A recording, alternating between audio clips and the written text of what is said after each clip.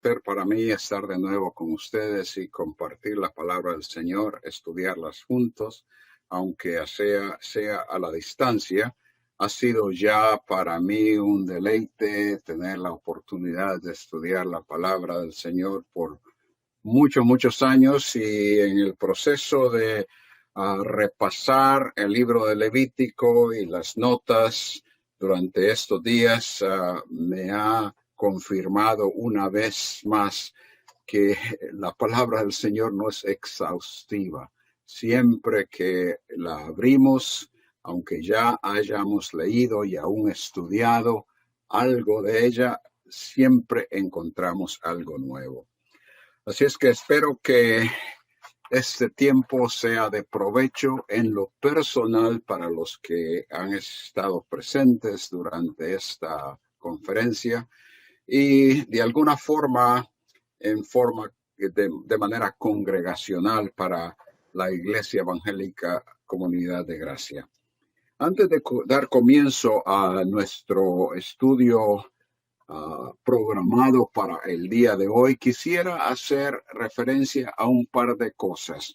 Anoche, pues, ese tema del famoso Azazel es algo que interesa a tantos, y que sabemos que a través de los años, como lo mencioné anoche, ha sido un tema de gran discusión, aún entre las personas que han estudiado la Biblia por mucho tiempo, que son expertos en lenguajes e historia, arqueología y todo esto.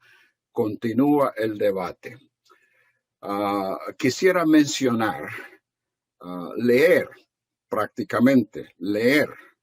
lo que la traducción de la Biblia de las Américas, hice referencia a la Biblia de las Américas ayer y lo he hecho en varias ocasiones. Algunos de ustedes quizá la usan, aunque sé que no es muy popular, no es muy usada entre las congregaciones de habla hispana, siendo la reina muy difícil de destronar. De manera que voy a leer la traducción y después voy a hacer unos comentarios. Dice Levítico 16:8, y echará 8 y 9, los voy a leer juntos. Y echará suertes a Aarón sobre los dos machos cabríos, una suerte por, y yo traduciría ahí mejor para, una suerte para el Señor y otra suerte para el macho expiatorio. Aarón ofrecerá el macho cabrío sobre el cual haya caído la suerte para el Señor, haciéndolo ofrenda por el pecado. La idea de para es, como mencioné ayer, esa pequeña preposición en hebreo puede significar una serie de cosas, y es el contexto lo cual nos va a indicar. En este caso, indica a propósito, o le llamamos esa preposición de interés, o sea, a favor de esa idea. Propósito, creo que es. En otras palabras, echará suertes a Aarón sobre los dos machos cabríos, una suerte para el Señor, es decir, una suerte para designar este macho cabrío sobre quien cae esa suerte para el Señor. Ese es el propósito. Y luego otra suerte para el macho cabrío expiatorio. Ese es el propósito, para que sea macho cabrío expiatorio. Ahora, el versículo 10, un poco más adelante. Pero el macho cabrío sobre el cual cayó la suerte para el macho cabrío expiatorio será presentado vivo delante del Señor para hacer expiación sobre él, para enviarlo como macho cabrío expiatorio al desierto. Una vez más, el propósito de este animal. Y en el versículo 26, que fue algo que se mencionó, el versículo que se mencionó en una de las preguntas que se hizo anoche, y el que soltó el macho cabrío, como, tradujo la Biblia de las Américas, como, yo diría, para macho cabrío expiatorio, una vez más, y el que soltó el macho cabrío para macho cabrío expiatorio, es decir, para ser macho cabrío expiatorio, lavará sus ropas y lavará su cuerpo con agua y después entrará en el campamento. Ahora, la palabra Azazel, y también entró de alguna forma esta idea en una de las preguntas que se hizo anoche. Esa palabra Azazel mayormente se identifica por muchos como, un hermano mencionó anoche, uno de los ángeles caídos. No creo yo que esa sea la situación, pero se considera de tal forma basándose en el libro pseudoepígrafo de Enoc. Cuando hablamos de pseudoepígrafo, la idea es que se supone, se dice que fue escrito por Enoc, el personaje que caminó con Dios, pero desapareció porque el Señor se lo llevó. Se supone, se dice que Enoc escribió tal libro, pero que en realidad fue escrito posiblemente algunos 250, cuando más 300 años antes de Cristo, por lo menos porciones de ello, porque este libro, según los expertos, diversas porciones fueron escritas en diferentes periodos. Parte de él aún durante ya el periodo de la Iglesia cristiana, o sea, después de Cristo. De manera que es de allí de donde proviene el nombre Azazel, y se menciona como uno de los, no recuerdo cuántos son, pero los mencionan, el primero, el segundo, el tercero de los ángeles caídos. Creo que son como 15 o 20 que se mencionan ahí en cierto pasaje. Y se menciona este fulano Azazel como uno de esos ángeles. De ahí viene esa idea que ha prevalecido entre muchos de los estudiantes de la Biblia. Ahora, siendo que este nombre aparece en un libro escrito antes de la era cristiana, nos da el entendimiento de que lo que describí ayer como una fusión de términos en el texto hebreo es algo que sucedió en tiempos antiguísimos, o sea, antes de que el escritor de este libro lo hiciera, que lo escribiera, porque evidentemente ya ese término en algún manuscrito o en varios manuscritos, no sé cuántos, o si solo uno, del Antiguo Testamento, existía eso. Ahora, una cosa muy importante es que en ese tiempo, antes de Cristo, el hebreo se escribía sin vocales, lo cual daba lugar a un poco de mayor confusión. Pero más o menos por ese mismo tiempo, que ya evidentemente el escritor del libro de Enoc vio eso en el texto hebreo como un solo término, le Azazel, que traducido sería para Azazel o a Azazel.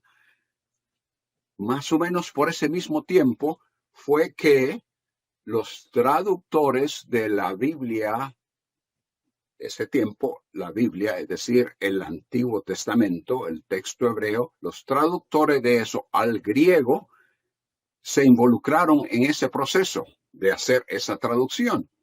Y sin embargo, ellos lo tradujeron de una forma diferente, lo cual nos lleva a dos posibilidades. Una, que el que ellos tenían enfrente de sí mismos un manuscrito que hubiese hecho esa separación. La palabra que di como ejemplo ayer en español, para que podamos entender la idea, fue desastre. Bueno, el escritor de Enoch vio desastre y así la tradujo. No literalmente desastre, estoy utilizando el término junto, pero los traductores de la Septuaginta, o sea, la versión griega del Antiguo Testamento, vieron desastre, dos palabras separadas.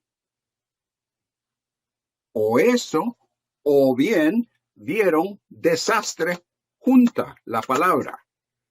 Deshacer, junta, pero vieron que lingüísticamente en realidad había otra opción que en el contexto de lo que se estaba describiendo encajaba mucho mejor. Y el contexto, desde luego, como dijimos anoche, y lo podemos ver una y otra vez en el texto, es que había un animal que habría de enviarse al desierto, simbolizando que se llevaba los pecados que el Señor estaba perdonando en esa ocasión, en ese año.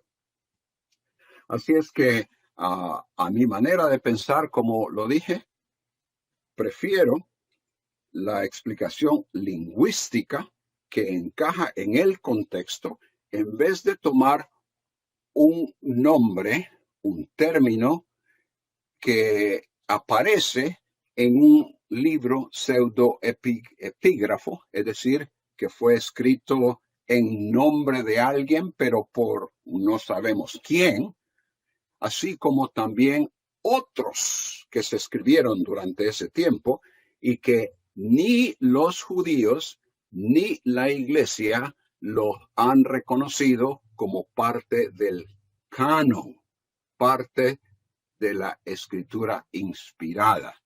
De manera que esa es mi explicación, mi pensar. Obviamente, el debate continúa porque muchos no lo piensan de esa forma y hay especulación en cuanto a cómo es que llegó a esto ahí, qué es lo que significa y todas estas cosas. Espero que por lo menos tengan una buena idea de lo que pienso y lo que me parece que encaja en el contexto y como debe ser. Ustedes pueden seguir haciendo la investigación si no están satisfechos con eso. Esa era una cosa que quería mencionar. La otra es que lo que mencioné acerca de las observaciones que he hecho en diversas iglesias a medida que he tenido la oportunidad de visitar varios países en Latinoamérica y muchas iglesias aquí en Estados Unidos, las observaciones que hice acerca de la forma de realizar un culto de adoración o bien la forma de observar la Santa Cena, mi intención, hermanos, no fue criticar, no fue golpear a alguien o a alguna iglesia con estas cosas, sino que más bien mi propósito es hacer notar lo que las escrituras nos dicen y que en base a su revelación en cuanto a la grandeza, la majestuosidad, la santidad del Señor, hay cosas que hacemos hoy día que no parecen encajar con lo que el Señor nos dice acerca de sí mismo. Y que por lo tanto, en base a eso, en base a la Escritura, hago un llamado a las iglesias, a la iglesia que esté visitando en determinado momento y que este tema sea relevante. hago un llamado para una evaluación. Y si el Señor, con su palabra y su espíritu, llevan a una convicción, entonces sencillamente que se haga una corrección. Al fin y al cabo, cada uno de nosotros daremos cuenta al Señor de la forma en que nos hemos conducido delante de Él y delante de los hombres. Así es que quise hacer esa aclaración para que no pensaran ustedes que mi tendencia es golpear, criticar, destruir, derribar. No, ese no es mi deseo en absoluto. Mi deseo es que como creyentes, como hijos del Dios soberano, santo, majestuoso, a través de Jesucristo, podamos honrarle como Él nos instruye en su palabra. Muy bien, habiendo dicho entonces todo eso, pasemos al capítulo 17, al capítulo 18 del libro de Levítico. Con el capítulo 17 anoche dimos comienzo a esta cuarta sección principal en cuanto al libro de Levítico. Una en la cual estamos diciendo que debemos vivir delante del Dios Santo, demostrando una evidencia de una vida santa, viviendo en el capítulo 17 en santidad al identificarnos con Él. Y todo eso lo derivamos en la enseñanza que el Señor dio a Israel acerca de el manejo correcto de la sangre, que era el elemento clave para acercarse a Él con los sacrificios. Y que ellos tuviesen esa reverencia y que no actuaran como las otras naciones y como ellos veían la sangre y cómo la comían en muchas ocasiones, robándole, por decir así, si Israel lo hacía, robándole al Señor lo que ya le habían entregado como rescate por lo que Él habría de hacer por ellos en perdonarles los pecados. Entonces, esto de vivir en santidad y identificándonos con Él nos lleva a tener esa reverencia ante Él. Ahora en el capítulo 18 continuamos con demostrar evidencia de una vida santa con una conducta sexual que refleja santidad. Y aquí, si tienen su bosquejo allí enfrente de ustedes, leemos: en contraste a las prácticas sexuales en Egipto, de donde ellos habían recientemente salido cuando se les dio toda esta legislación, y en contraste a las prácticas de Canaán, que era hacia donde se dirigían, los israelitas no deberían tener relaciones sexuales con parientes sanguíneos o de cercana afinidad. Junto con eso, la homosexualidad como la bestialidad estaban fuera del ámbito de la sexualidad del pueblo de Dios. Y la advertencia de este capítulo se basa en la relación de Yahweh con su pueblo y de la necesidad de lealtad a Él y a su pacto. La vida del israelita debería concentrarse en guardar el pacto. Dios en este capítulo da implicaciones en cuanto a cómo observar las estipulaciones de ese pacto en uno de los aspectos más básicos de la persona, que es la actividad sexual de ellos. El beneficio de obediencia a ello era vida, y lo podemos ver en el versículo 5 del capítulo 17. a fin de, una vez más, capítulo 18. Capítulo 18, versículo 5. Por tanto, después de haber hablado de las ordenanzas que deberían de poner por obra en el versículo 4, por tanto, guardaréis mis estatutos y mis ordenanzas, los cuales haciendo el hombre vivirá en ellos, obedeciendo lo que el Señor les indicaba, les beneficiaría con vida, tanto vida durante el tiempo que estaban en camino hacia Canaán, como una vida que se prolongaría para todo el pueblo, para toda la nación en Canaán cuando ya estuviesen establecidos. La alternativa a esa a la desobediencia o desobediencia a lo que él había estipulado era sentencia de muerte. Totalmente lo contrario a lo que la vida es. Versículo 29 del capítulo 18. Porque cualquiera que hiciere alguna de todas estas abominaciones, las personas que las hicieren serán cortadas de entre su pueblo. Y como hemos dicho ya tantas veces, la palabra cortar, muchas veces, y podríamos decir una gran cantidad de veces, tiene que ver con muerte, la pena capital. Y además de eso, la expulsión, y eso lo veremos en otros versículos, la expulsión de la tierra en la que él les estaba por instalar.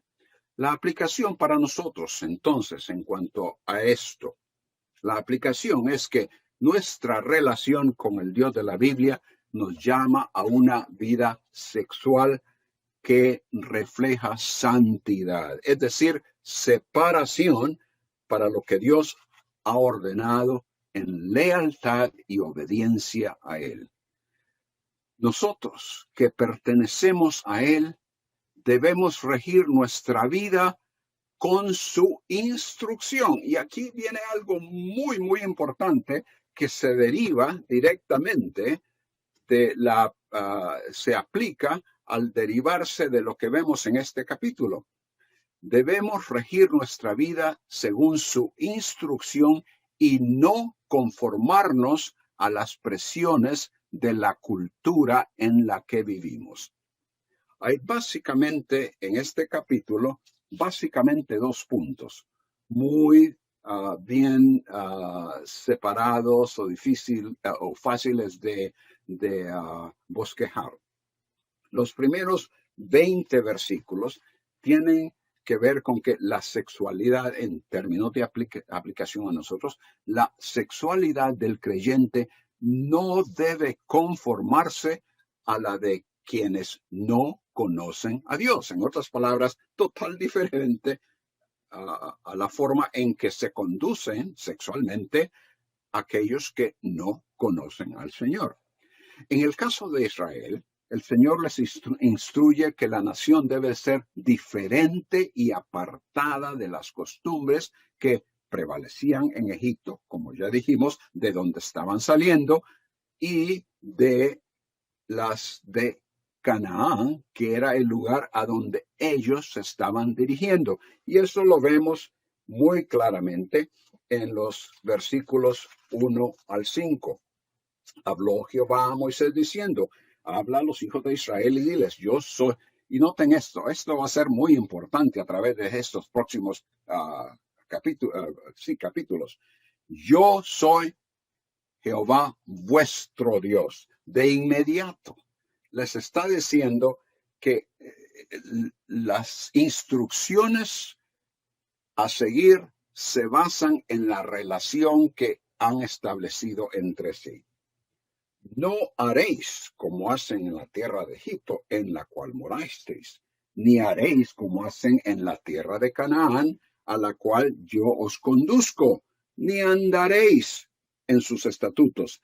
Ya leímos el versículo 4, que guardarán esas ordenanzas, y el versículo 5, donde dice que si las guardan, que entonces el beneficio es vida. Ellos continuarán viviendo mientras continúan en camino hacia Canaán, o cuando ya lleguen podrán ser establecidos y tener una larga existencia en ese lugar. En otras palabras, como pueblo con una relación con Yahweh, no había lugar para que ellos se adaptaran a una cultura cuyas prácticas sexuales, entre otras cosas, eran maldad ante Dios. Noten el versículo 17. La desnudez de la mujer y de su hija no descubrirás. No tomarás la hija de su hijo ni la hija de su hija para descubrir su desnudez. Son parientas. Es maldad. Y vamos a definir estos términos un poco más adelante. Esto era algo que amenazaba a su pueblo con contaminación. Versículo 20. No tendrás acto carnal con la mujer de tu prójimo, contaminándote con ella.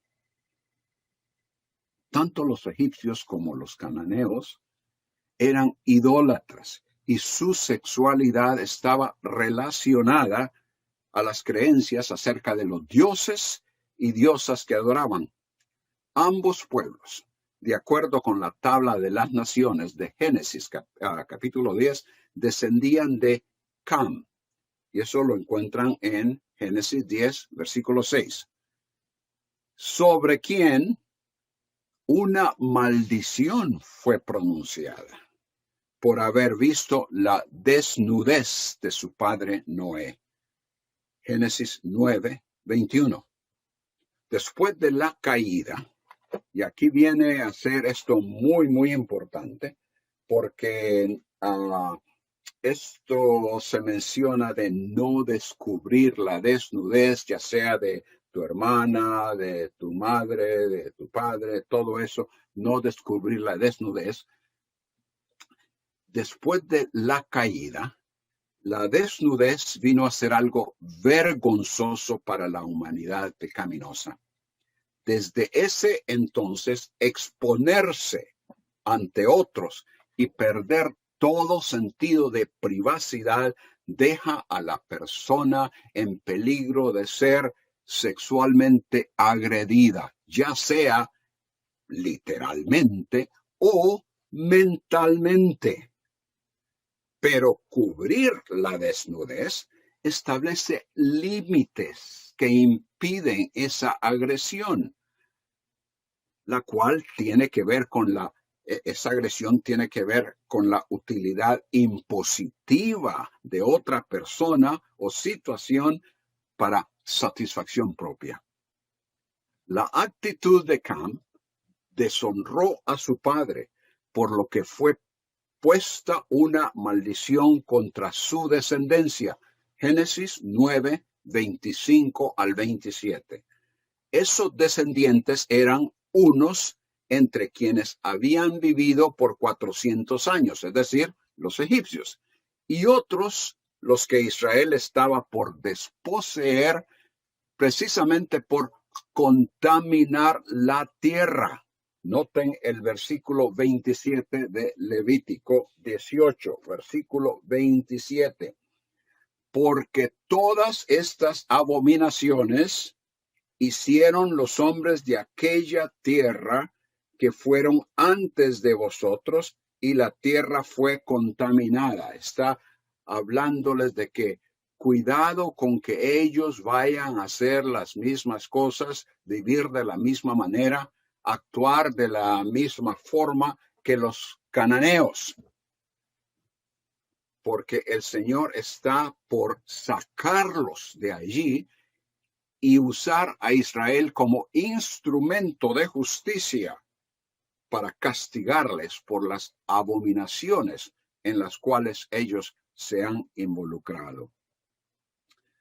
Entonces, guardar los estatutos del pacto no solo tiene que ver con rituales, como hemos visto ya en los primeros capítulos, y luego en otras cosas que se mencionan en los siguientes capítulos, especialmente del 11 al 16, no solo con rituales, sino con la vida moral de las personas. Y eso podemos verlo es un pasaje relativamente extenso, versículos versículos 6 al 20 de este mismo capítulo que estamos estudiando. Vamos a ver uno y otro de esos versículos y descubrir la desnudez que mencioné anteriormente y que constantemente se usa en este capítulo. Descubrir la desnudez es un eufemismo, es decir, estoy pensando en inglés, hermanos.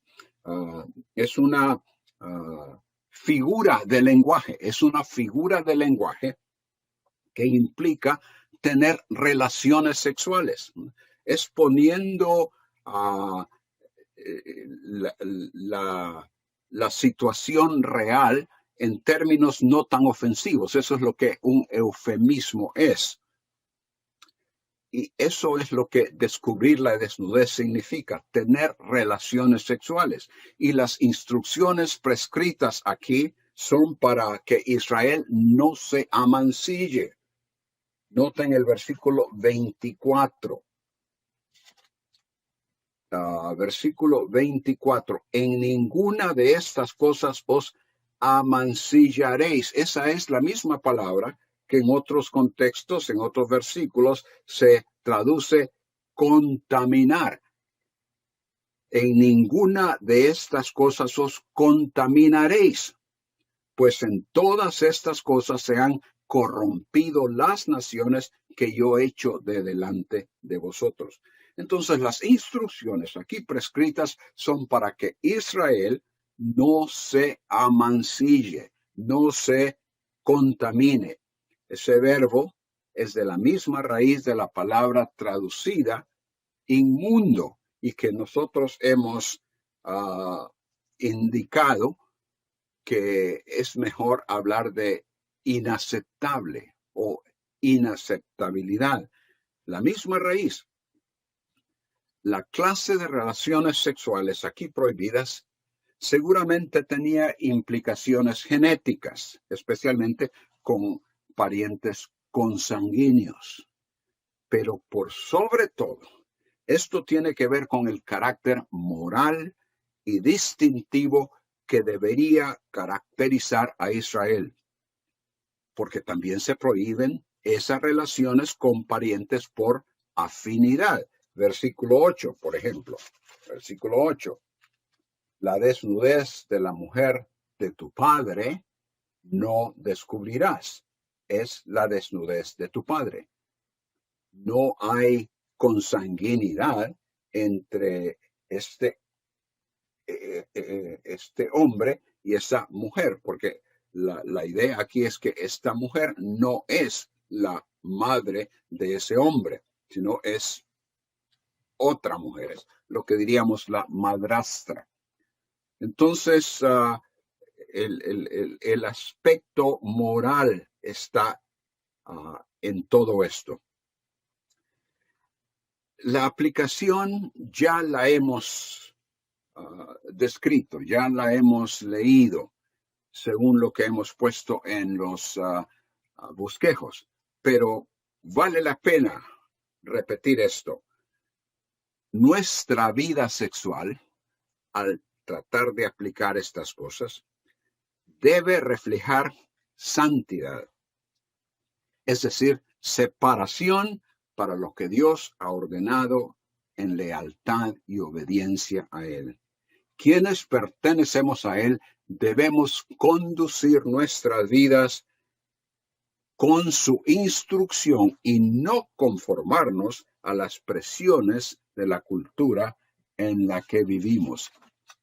Alguien dirá, el énfasis de los versículos 6 al 9, tiene que ver con la prohibición de una relación de incesto, costumbre que se practicaba en Egipto y en Canaán, así como en otros pueblos de la antigüedad, pero que en nuestro contexto, en gran parte, si no es en su totalidad, nos aventuraríamos a decir que ha desaparecido prácticamente, aunque de vez en cuando vemos ahí en una noticia en el periódico de que algo de esa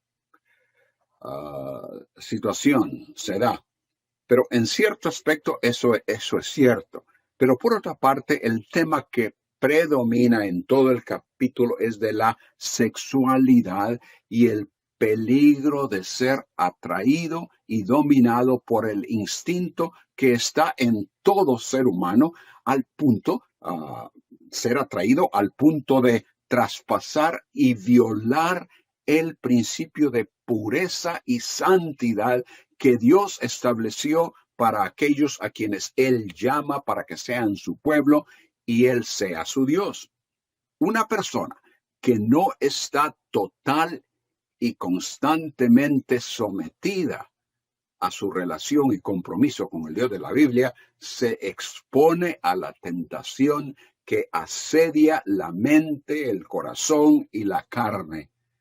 Notar cómo al final del pasaje, en el versículo 20, ya el tema se amplía más allá del incesto y pasa a una situación que involucra engaño y usurpación del prójimo. Vean ustedes el versículo 20. No tendrás acto carnal con la mujer de tu prójimo contaminándote con ella. Y luego ya habla de ofrecer a Moloch. Luego habla el versículo 22 de ya homosexualismo.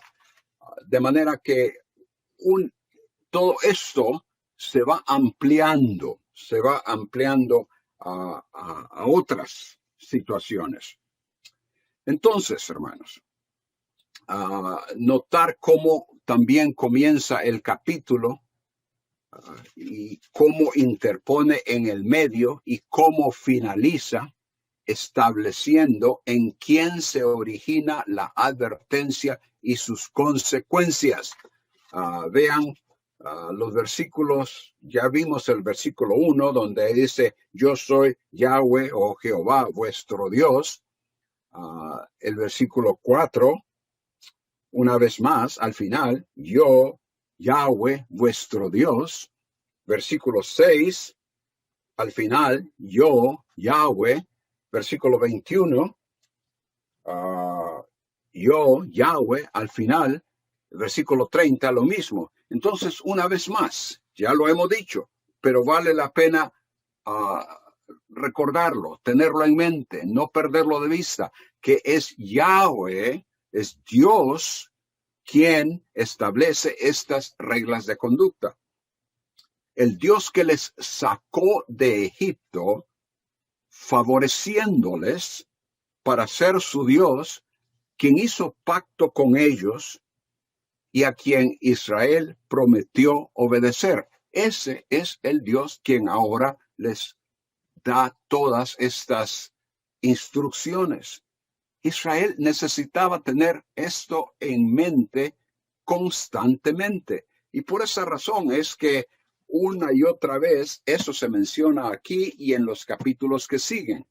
Es como que si el Señor está diciendo algo y después de haberlo dicho, pone su firma, identificándose.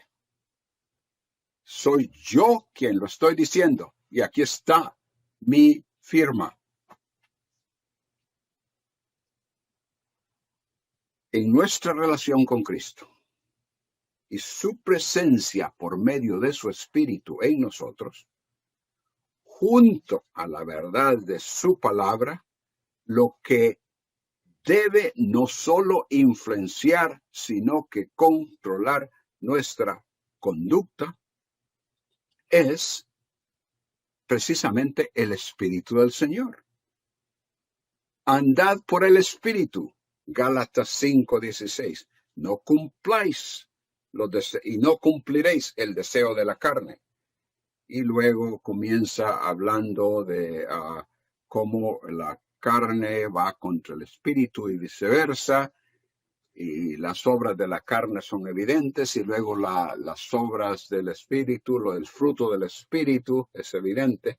Entonces, mantener nuestro enfoque en la persona de Cristo, así como Israel necesitaba tener en mente: yo, Jehová, vuestro Dios. Oh, sí, Él es nuestro Dios, con quien hemos hecho un pacto, quien nos ha sacado de Egipto, quien nos ha beneficiado, quien que nos está llevando a esta tierra de bendición. Eso debería estar en mente para motivarles a verdaderamente seguir toda instrucción.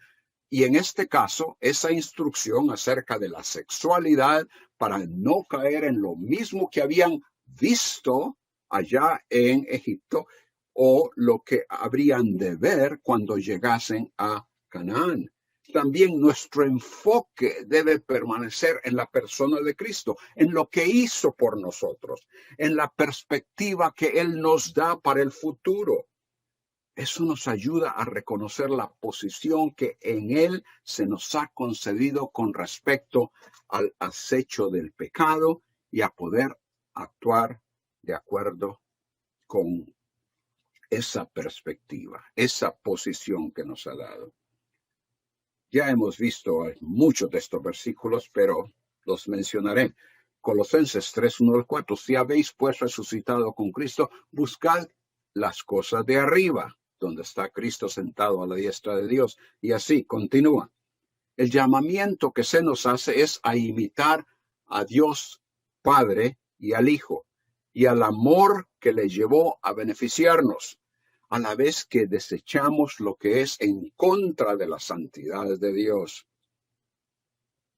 Sed pues, Efesios 5, 1 al 4, sed pues imitadores de Dios como hijos amados. Ahí está el aspecto de la relación establecida. Y andad en amor, así como también Cristo os amó y se dio a sí mismo por nosotros. Y luego pasa a decir: pero que la inmoralidad y toda impureza o avaricia ni siquiera se mencionen entre vosotros, como corresponde, como conviene a santos.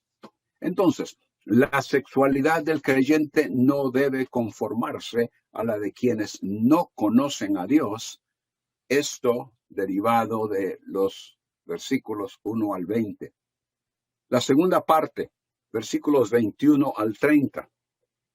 Ignorar las estipulaciones del Señor acerca de la sexualidad nos expone a su severo castigo. Versículos 21 al 23, en este capítulo 18, mencionan costumbres que caracterizaban el estilo de vida pervertido en el que se desarrollaban los habitantes de Canaán, pero que para Israel eran prohibiciones. 21 dice: y no des hijo tuyo para ofrecerlo a Moloch. No contaminéis así el nombre de tu Dios, yo, Yahweh. No te echarás con varón como con mujer, es abominación. Ni con ningún animal tendrás ayuntamiento, amancillándote con él. Y así continúa. Moloch, quien se menciona aquí, era el dios de los amonitas. Y hasta donde sabemos, en base a la arqueología, era un dios a quien se le ofrecían niños, hijos, en adoración, con sacrificios. El culto posiblemente procedía de Fenicia. Y como dije, se caracterizaba por sacrificar niños vivos en el fuego. Esto era aborrecible a Yahweh y constituía una contaminación para el territorio de Israel, que sería donde estaría instalado el tabernáculo. Por lo tanto, contaminaría al pueblo, contaminaría la tierra y contaminaría, por lo tanto, el tabernáculo. Capítulo 20, por ejemplo, nos habla de esto. Capítulo 20, y nos estamos adelantando un poco aquí, pero noten el versículo 2. Dirás asimismo a los hijos de Israel: cualquier varón de los hijos de Israel o de los extranjeros que moran en Israel, que ofreciere a alguno de sus hijos a Moloch, de seguro morirá. Versículo 3, yo pondré mi rostro contra el varón, contra el tal varón, lo cortaré de entre su pueblo. Si el pueblo de la tierra, versículo 4, cerrare sus ojos respecto de aquel varón, como que si no está sucediendo nada, entonces yo pondré mi rostro contra aquel varón y contra su familia, y le cortaré de entre su pueblo. Todo esto contaminaría a Israel si ellos se involucraban en algo que era propio de los amonitas. Esa costumbre era conocida y practicada como parte de los rituales de las religiones de la región, y a la vez incluía lo que vemos en el versículo 22. Regresamos ahora a Levítico 18, 22, que ya leímos. No te echarás con varón como con mujer. Es abominación. El homosexualismo es considerado en la Biblia, es considerado por el Señor, tanto en el Antiguo como en el Nuevo Testamento, como anormal y una aberración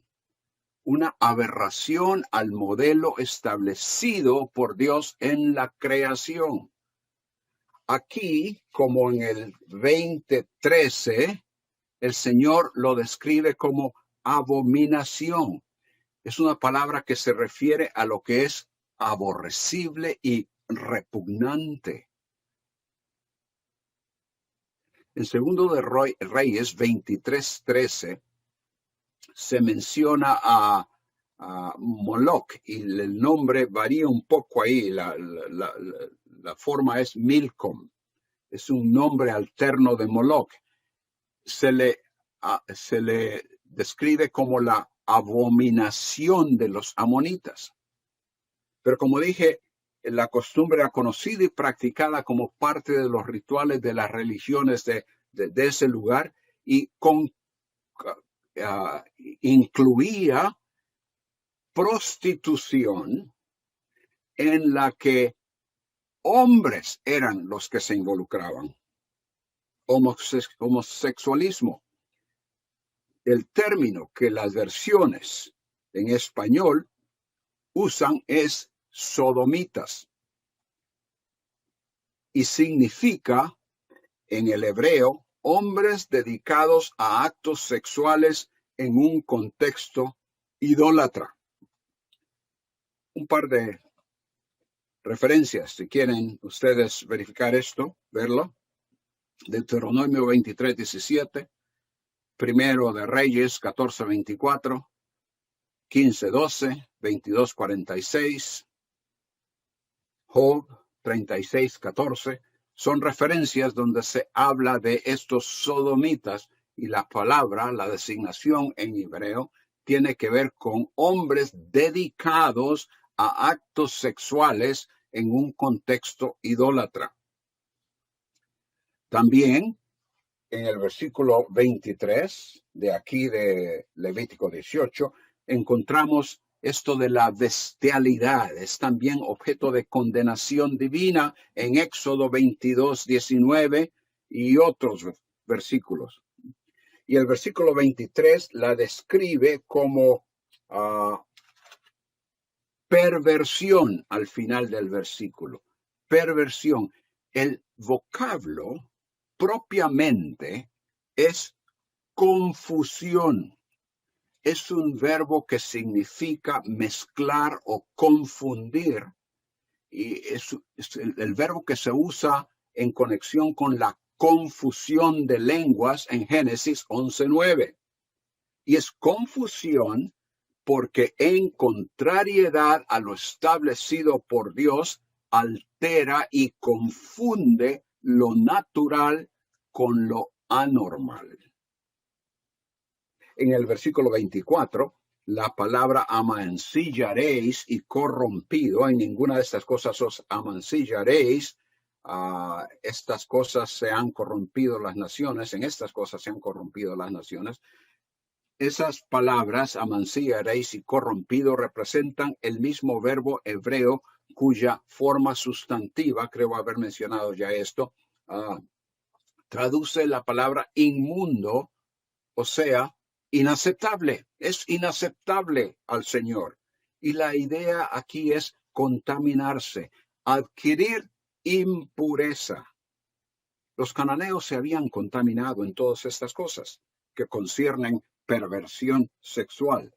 Y el hecho de que a Israel se le dijera que no debería exponerse a lo mismo particulariza el aspecto de separación y de una conducta diferente que le evitara caer en eso.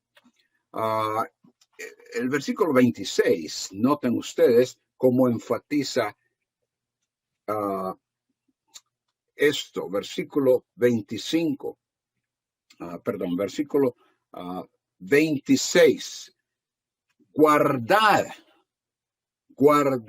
pues vosotros mis estatutos y mis ordenanzas, y no hagáis ninguna de estas abominaciones. Lo positivo para ellos era obedecer los estatutos y ordenanzas de Yahweh y apartarse de lo que los cananeos habían seguido. En el versículo 25, la conducta de los cananeos tuvo resultados negativos para la tierra. La tierra fue contaminada y yo visité su maldad sobre ella, y la tierra vomitó a sus moradores. El efecto o la consecuencia de todo esto es que Dios está por sacarles de allí.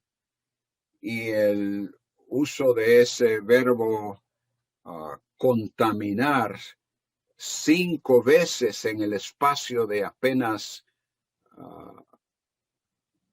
varios de los versículos del 24 al 28 y otra vez en el versículo 30, es una advertencia a Israel que la conducta tiene implicaciones, consecuencias, tanto para las mismas personas como para el ambiente, porque la tierra es contaminada y la sociedad en que ellos viven. La consecuencia directa para los cananeos fue que Yahweh estaba ya en el proceso de expulsarlos de la tierra donde estaban establecidos, pues él iba a usar a Israel como el instrumento para sacarlos de ahí.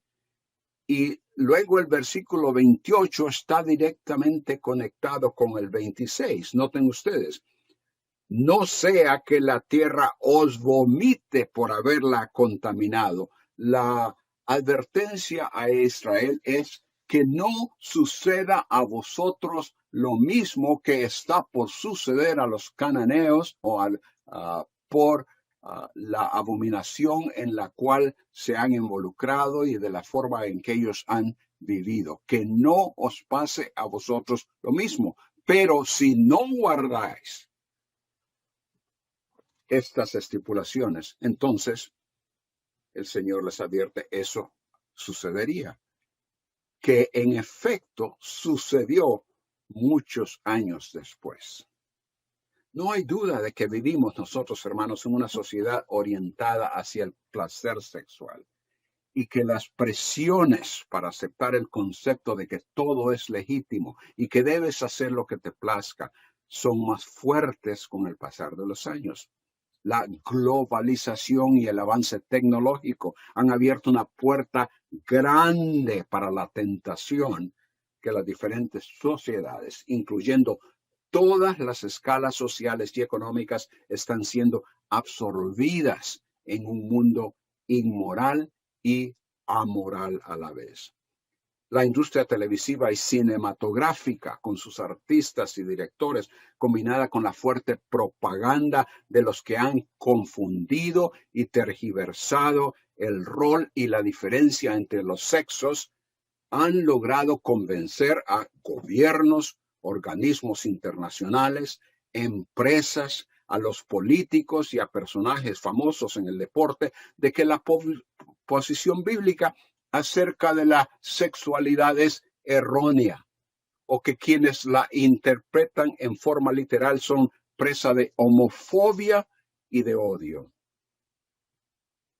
Que quienes sostienen y defienden lo que la Biblia dice acerca del tema tienen una mente estrecha, que son culpables de prejuicio, fanatismo e intolerancia. En última instancia, lo que la sociedad ha llegado a creer es que lo malo es bueno y lo bueno es malo. Anormal es normal y normal es anormal. Estos son tiempos peligrosos porque con la gran cantidad de gente conformándose a lo que se nos quiere imponer como normal, la presión aumenta y es posible que haya cristianos que cedan, que bajen la guardia, que sus mentes comiencen a ser moldeadas por la corriente, que sean contaminados y hasta puedan caer en la práctica de lo que Dios rechaza. No olvidemos la meta a la que Dios tiene para nosotros que practiquemos. Esta es la voluntad de Dios, vuestra santificación. Y santificación significa separación para Él, separación a lo que Él es y lo que Él refleja y demuestra. Que os abstengáis de inmoralidad sexual. Esto está en Primera de Tesalonicenses 4, versículos 3 al 7. Al final, en el versículo 7 de este pasaje dice, porque Dios no nos ha llamado a impureza, y repite una vez más, sino a santificación.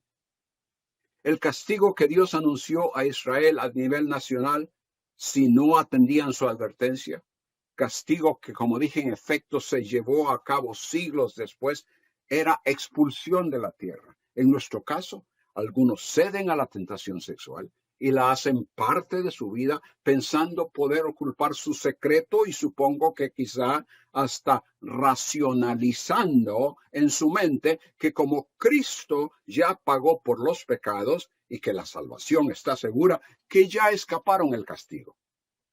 Esa es una conclusión totalmente errónea acerca de aquel que en Corinto se había entregado a una vida inmoral sin haberse arrepentido. Pablo les dice a ellos, entregad a ese tal a Satanás para la destrucción de su carne, a fin de que su espíritu sea salvo en el día del Señor.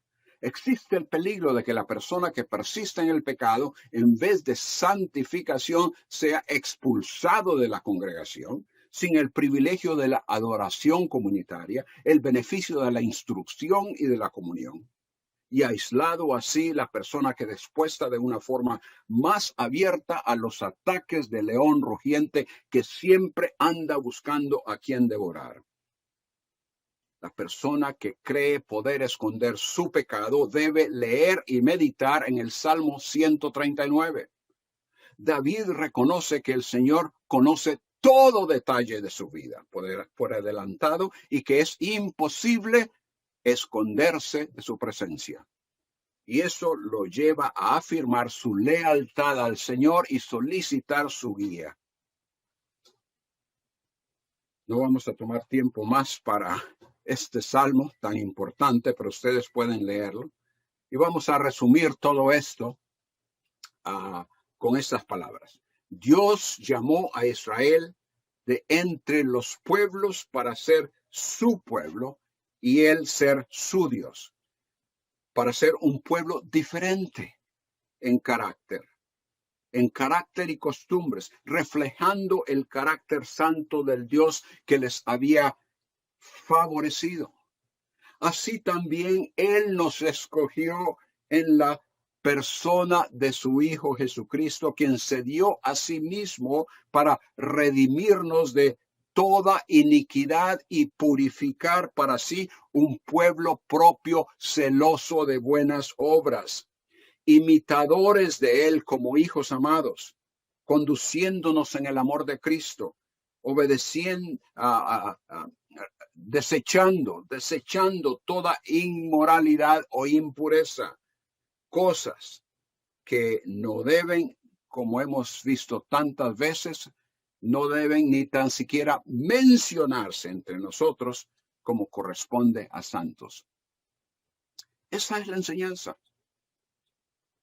que hemos sido llamados a ser santos, separados, como Él es santo, diferente, único, exclusivo. A Él es a quien debemos adorar y a Él es a quien debemos imitar. Oremos. Padre, gracias que todo esto no tenemos que hacerlo por nosotros mismos porque no tenemos la fuerza ni la capacidad. Tú nos has suplido con tu espíritu y tu palabra. Y rogamos, Señor, que tengas tú completo control de nuestras vidas para tu gloria y en el nombre de Cristo.